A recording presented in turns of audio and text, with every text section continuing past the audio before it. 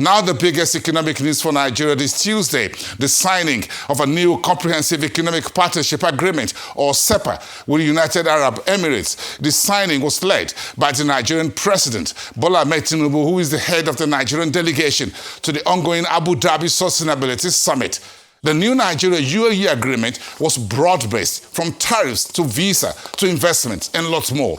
Joining me now for an exclusive interview on this is the Nigeria's Minister of Industry, Trade and Investment, Dr. Jumoke Oduwole. The Honorable Minister is live to us from the UAE. Great to have you on the show, madam, and congratulations on the agreement signed with the UAE. Thank you, Wilson. It's a pleasure to be here. Thank you, madam. Congratulations. Now, walk me through the key highlights of this broad-based economic partnership with the United Arab Emirates.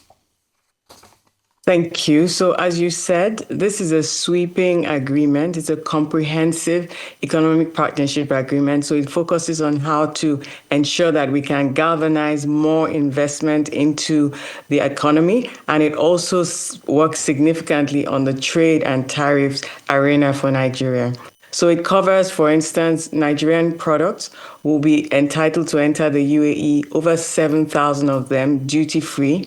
And Nigeria will be welcoming products from the UAE, about 6,000 of them, over the next 3 to 5 years. The inputs that we'll be welcoming will help us with our industrialization agenda, machinery, capital goods. The exports are really boundless for Nigerian businesses in the agriculture space, pharmaceuticals, seeds, oils, name it. And so this is an important gateway. It's an important segue. The UAE hub, about the 10th largest trading economy in the world, is a significant base for Nigerian goods to access the rest of the world. Similarly, UAE investors will have the confidence to come into the Nigerian market. We're welcoming them in areas such as infrastructure, in services such as business services. We already see first Abu Dhabi moving into Nigeria. We saw some of the UAE investors have already had the confidence to come and participate in the coastal highway going off to Calabar. So the discussions have been on. You know that Mr. President has been to the UAE. This will be about his 4th trip, and this particular negotiation started about 11 months ago. So how does these strategic agreements, Madam Honorable Minister, position Nigeria for the increased investment flows? You will see we're seeing hundreds of billions of dollars from the Middle East into Africa, led by the UAE and Saudi Arabia through the Islamic Development Bank. So especially to catalyze productivity and trade that we really need on the African continent, and Nigeria on top of that. So it's really the transactions that will come, the transparency, the legal framework that would give those businesses, those investors, the confidence to come into the Nigerian economy. And also some of those businesses, we've been discussing with them since I attended Investopia last March in Abu Dhabi. Some of them have indicated their interest in using Nigeria as a hub for the rest of Africa. You know, we have a very strong AfCFTA push. So the discussions across sectors, from pharmaceuticals to hospitality to infrastructure, it's going really well. There are quite a few pipeline. I mentioned already for the services area where Nigeria is pretty competitive. You have financial services trying to come in as a whole bouquet of investors looking at Nigeria. And so it's both ways. There's lots. We also want to emphasize that this agreement is for Nigerian businesses. Nigerian businesses can also open subsidiaries and have operations in the UAE. Nigerian business owners can also visit the UAE for 90 days in a 12-month period. We also have strong indications that, for instance, Emirates will be reopening flights to Abuja by about the end of Q1 this year. So a lot has been in discussion. Mr. President has invested significantly in this particular relationship and is certainly bearing fruit. One interesting aspect of this agreement, Madam Honorable Minister, is the tariffs on both sides that will have to be scaled back immediately and over the next 5 years. Talk to me about that on both sides and how that will help Nigerian businesses, industries, manufacturing, agriculture, in industries and other machinery and others, push some of Nigeria's goods more into the UAE region. Well, I should start off by saying that our our commitments under the WTO, under the AFCFTA, and under ECOWAS remain in place. This agreement is fully compliant.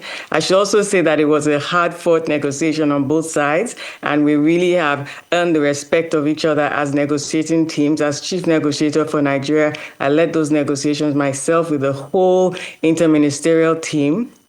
And so the technical team from Justice to CBN to name it, customs, really an interministerial effort. And we really delivered for the Nigerian economy on this one in a very coordinated and disciplined manner.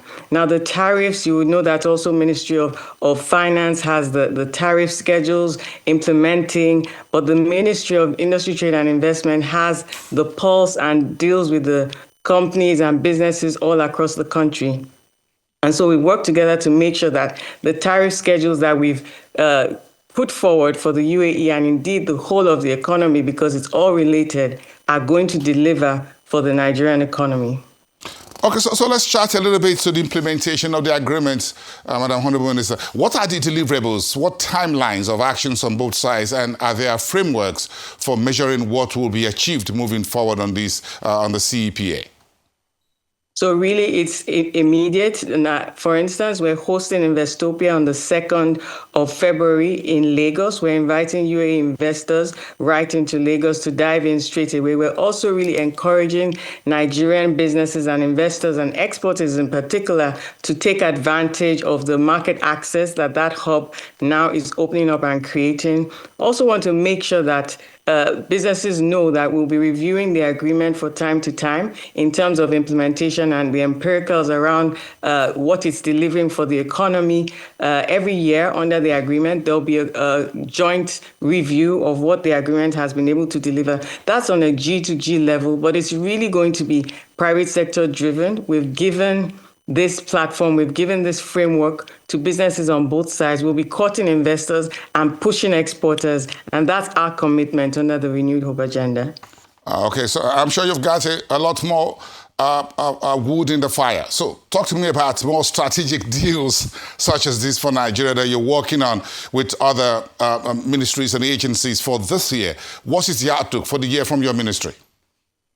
Oh, well, we'll be, as usual, releasing our outlook for 2026 for the Federal Ministry of Industry, Trade and Investment. But Bosun, really, to be honest, it's more, we're going in depth. It's not going to be any sweeping changes. We focused on investment mobilization for quite some time now since I was appointed Honorable Minister, and we've made sure that we've catalyzed and focused on new friendships. You've seen us in Brazil, you've seen us in the Gulf region. So there's the UAE, there's Saudi Arabia. We're close to completion on that as well. We have other talks with Qatar, different economies across the Gulf. You've seen us with China. You've also seen us engaging our traditional partners, the UK, the US. And so it's a whole slew of making sure that investors are comfortable and confident to come into different sectors of the Nigerian economy. You'll be seeing us in Davos. We have 4 playbooks that we'll be releasing to investors globally, and we'll also be presenting them to investors at home. We're going to focus quite a bit on domestic investors. We continue to make sure that Nigerian businesses and businesses operating in Nigeria keep their capital in this economy. And Mr. President has said it's a Nigeria first intervention that we're rolling out. So our industrialists, our services where we're competitive, digital trade, that's now moving on to trade, making sure that the foundational agreements that the Nigerian economy needs to put in place. We have been doing that work, a phenomenal amount of work last year. We did so much on AFCFTA, from gazetting the digital trade protocol, the first country to do so, to sending in our tariff schedules for services, tariff schedules, like just gazetting them for AFCFTA as well. And we continue to negotiate quite aggressively with different markets across the world. So we're doing well. Perception has also moved. We've prioritized non-oil exports under the Renewed Hope agenda, item number 7. And so you see, if you check the export statistics, and we released quite a bit already from CBN, from Bureau of Statistics, and also from FMITI, you see that our non-oil exports to the rest of Africa and to the rest of the world have been significantly growing. So Bolson is going to be more of the same. We're going to deepen the work. The commitment is there. We're ready to put in the hard work to make sure that our businesses have an enabling environment. We have a new industrialization policy for Nigeria. We'll be making sure that that is actualized for our industrialists, engaging with them with MAN, with NASIMA, with NASME, our MSMEs. So MBMITI has quite a bit of work. It's quite a big ministry, but we're up to the tasks, and the agencies, about 17 of them under us. And so that's our commitment for 2026. Okay, all right. Thank you so much. As always, we're keeping an eye on what you're doing. We're grateful for your time on the RS Exchange. As always, Honorable Minister Dr. Jumoke Oduwole. Do have a pleasant evening, and all the best to the entire Nigerian team there in Abu Dhabi. Thank you. Have a great evening.